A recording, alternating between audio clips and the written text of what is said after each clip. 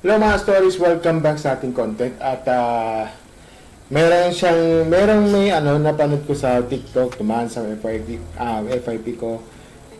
May rant dito si ang pangalan dito si Dr. Zeus. So kung hindi nyo kilala si Dr. Zeus, siya yung nag-analyze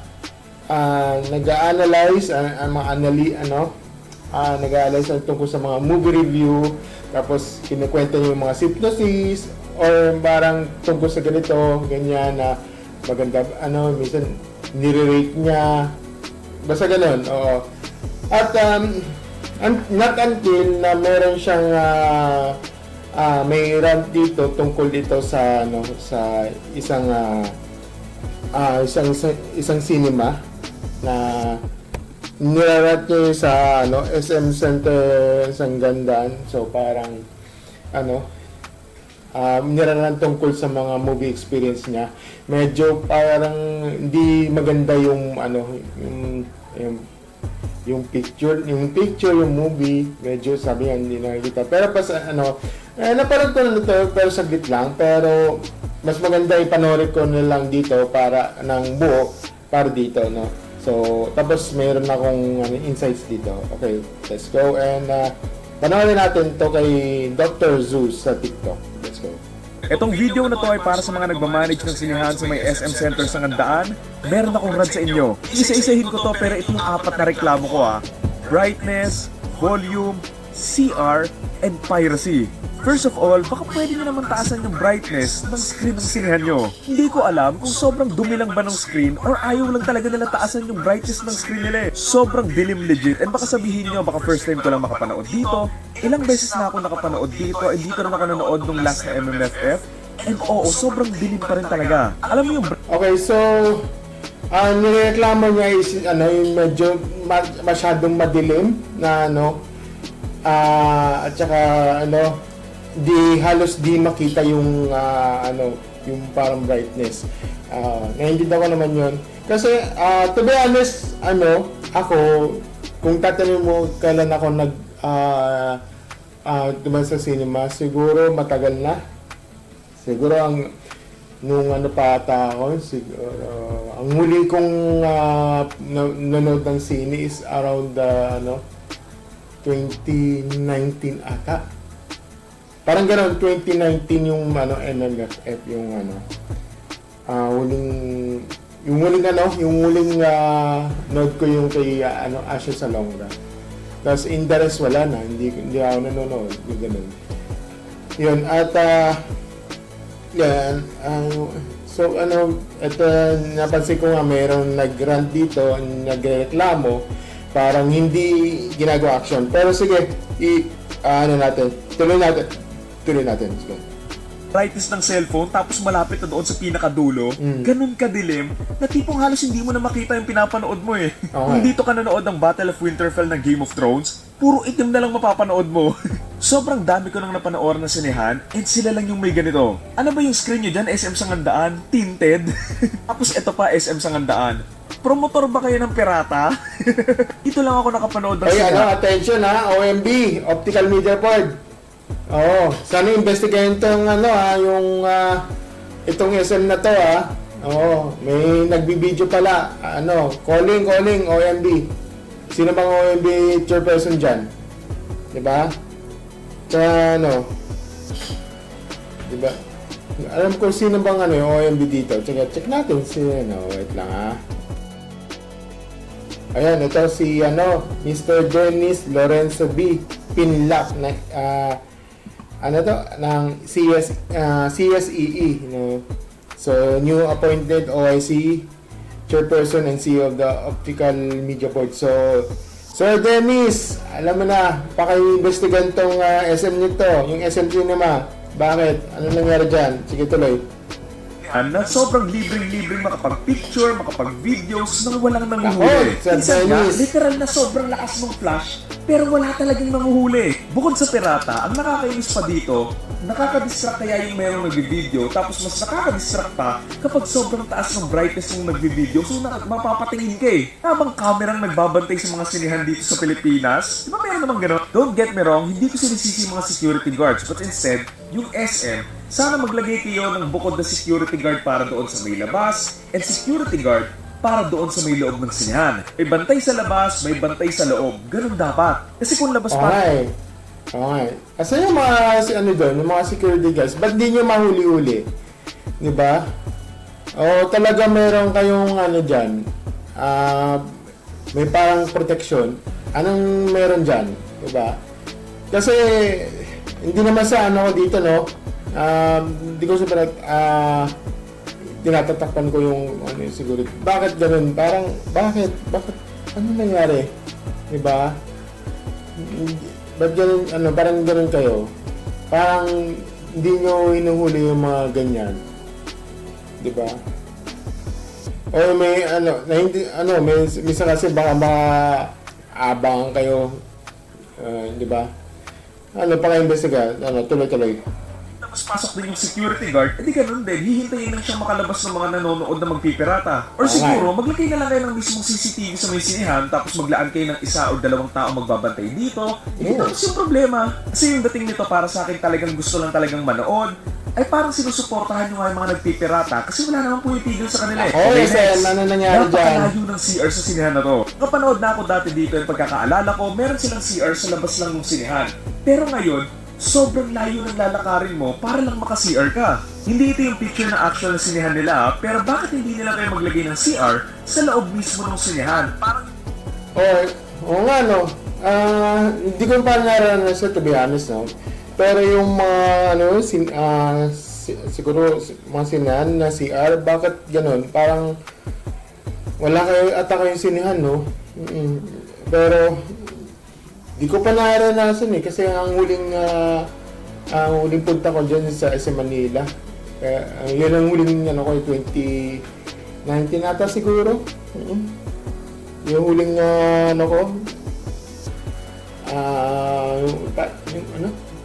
huling node ko pa dyan. Asyo sa Longo pa nun. Diba? At yun. In the rest, parang hindi na. Kasi more on Netflix na lang ako eh. At saka minsan, basta mayroon akong dito, after na may ako dyan. Tuloy natin. Sige. Parang yung sa may SM Mega Mall Directors Club, I mean, hindi naman kailangan na sa loob mismo ng sine ilagay yung CR eh. Pero sana, ilapit nyo man lang. Malala pa dito yung CR nila, bukod sa malayo na, meron ka pang lalakarang mahabang hallway na akala mo papunta ka ng backrooms eh. Hindi ko kasi talaga magets bakit nila tinanggal yung CR malapit sa sinehan kasi yun naman talaga yung parang ideal na lakad para lang umihi ka galing sa sinehan eh. Sino ba mahal sa SM? Bakit tinanggal yung yung sinahan? To be honest, personally, wala akong na-experience yung pagtanggal ng CR sa kasi dapat noon pa lang meron na yun. Noon meron talaga yan yung CR dyan. May sarili silang CR. Ang balita ko dyan, according to Dr. Sus, na wala daw ng CR. Yung CR daw, malayo daw na ano bang meron, ano nangyari? Nagtitipid ba kayo o what? Hindi ko alam. Tuloy-tuloy. Kasi kung normal na tao, aabutin ng 3 to 5 minutes na lakad, papunta at pabalik sa sinihan eh. Pero paano pa pag matanda or PWD ka, diba? So, luging-lugi. Alay nga sana kung katulad nito na merong screen doon sa mismong CR eh. Kaso wala din naman. Okay, pinakalas, sa sinihan dito sa SM Center sa Ngandaan, one of the worst in terms of sound quality. Ilang years pa lang naman tong sinihan na to, so I'm not sure kung bakit tunog-kulog yung sound nila. Di ko magets kung nasa harapan lang ba yung speaker, hindi naka-surround. Kasi bakit ganun? Bakit tunog kuweba? Tapos okay. Di ko pa nararanas yan yung tunog kuweba. Kasi tunog kuweba tapos minsan ang lakas. Di ko pa naranasan yan eh. Siguro na nadasin Dr. Dr. Zeus na bakit daw mahina. Hindi ko naman hindi ko naman siya kinakampihan dito Tatagal lang ako, bakit parang siya lang yung nag-rant. Pero, nag-rant. Or, kasi sa hindi ko pa natatry eh. Hindi ko pa natatry yung ano eh, yung nangyari do sa ano eh, sa loob eh. Kasi until now ano dito? Until now hindi ko pa natatry yan. Pero try ko sa sige siguro kung gusto niyo man na mag nanood ako ng sine. Paabutin mo lang yung ng napanawa 1K likes or subs sa sub tsaka yun lang masasabi ko. Tuloy. Tapos ang malala pa dito, sobrang hina ng volume ng sinehan nila to the point na parang kailangan mo pa ng subtitle para lang marinig. Oy, speaking of mahina, speaking of mahina, may minsan to be honest, personally sa ako, minsan kailangan ko kasi ng sa mga moviegoer. Sana ang suggest ko lang, lagyan niyo na ng English subtitles, kahit mapa-English man o Tagalog. Oo. Kailangan ko na ng English subtitle. Bakit? Kasi minsan English naman yun eh. Narinig ko naman. Yung nga lang, minsan kasi hindi na pipick up yung sa aking utak. Kasi kahit English man yan, kahit hindi titiningin ko, namabaliwala. Mas mainam kasi na subtitles kasi para maintindihan ko yung storya. Kaya minsan hindi naman hindi ko maiwasan na mag Netflix ako ng time na yun eh. Kaya yung sa Netflix mayroong subtitles. Kahit yung hindi lang Netflix merong Prime Video, merong mayroong subtitles doon. Yun. At saka yung mga mostly sa mga yung I1 TFC mostly meron ata sigurong subtitles o wala. Hindi ko lang. Basta na-try ko na yung Prime Video at saka yung Netflix. Mayroong subtitles doon. Kaya minsan pag nanonood ang movie, hintay ko na lang lumabas sa Netflix. O di ba naman. O kaya kahit sa YouTube movie, although may kamahalan ng renta, doon ako nanonood. Diba? Yun. Hindi ko, wala akong sinabi na nagpo-promote ako ng pirated streaming. Wala. Ang sinasabi ko lang, Netflix. Hindi naman pirated yun. Okay? Tuloy. Pero seryoso, mahina siya per normal na sinehan na tipong kahit may mga pagsabog, tunog pa bulong. Ang feeling ko, baka natatakot silang lakasan kasi baka masyadong malakas. Pero ayun kasi yung point ng most films yung sound design. And kung hindi mo maririnig ng maayos yon, then hindi kumpleto yung cinematic experience ng nagbabayad ng ticket para manood.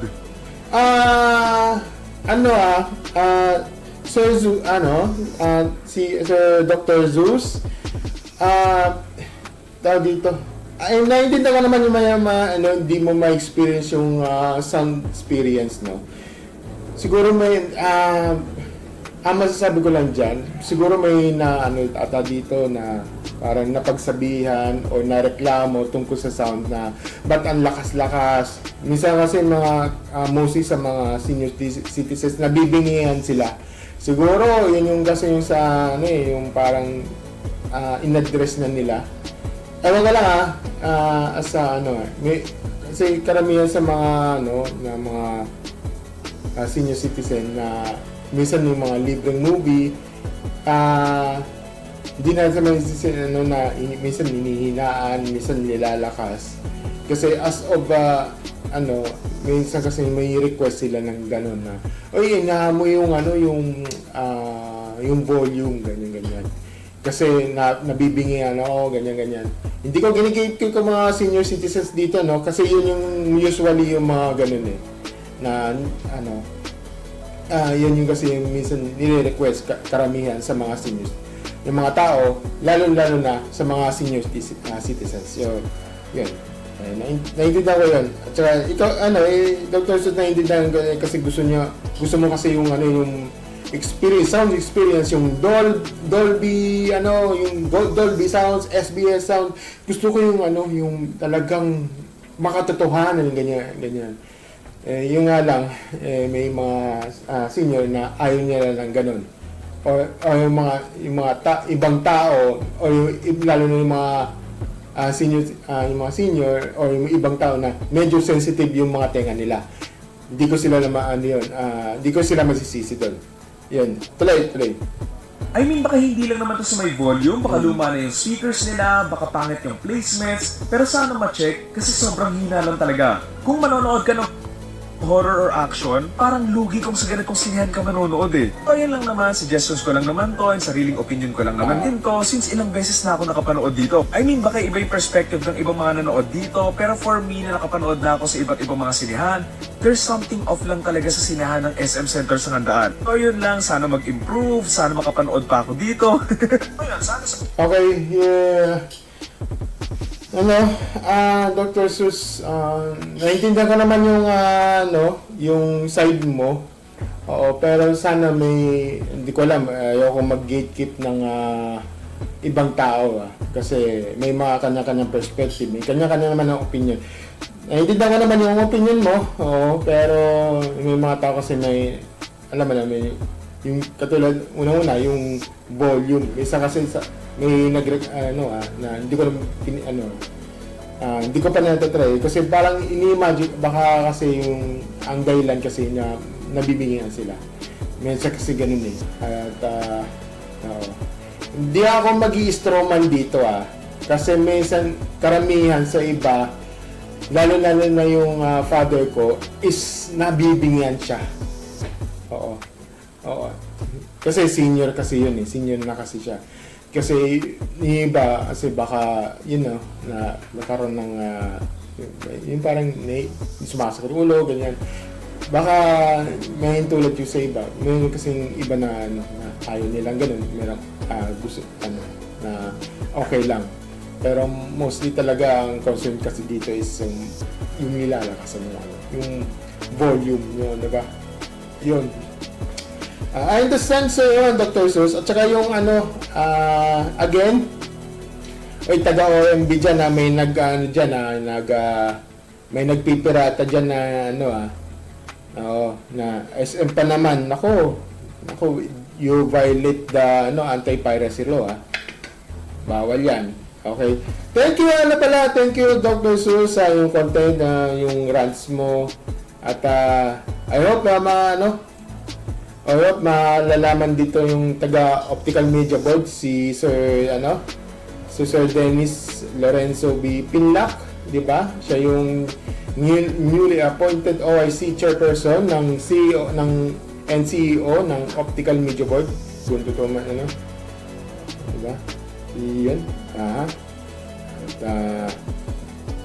Yung si Dennis Lorenzo B. Ilalagay ko dito sa And yun lang mga stories kayo kung gusto niyo make anong experience nyo sa mga movie goers diyan. Okay ba yan or ganun din yung sitwasyon ni Dr. Sus? Comment nyo sa baba. Comment nyo sa baba diyan at malalaman ko ano yung dito. Thank you and see you in the next video. Bye.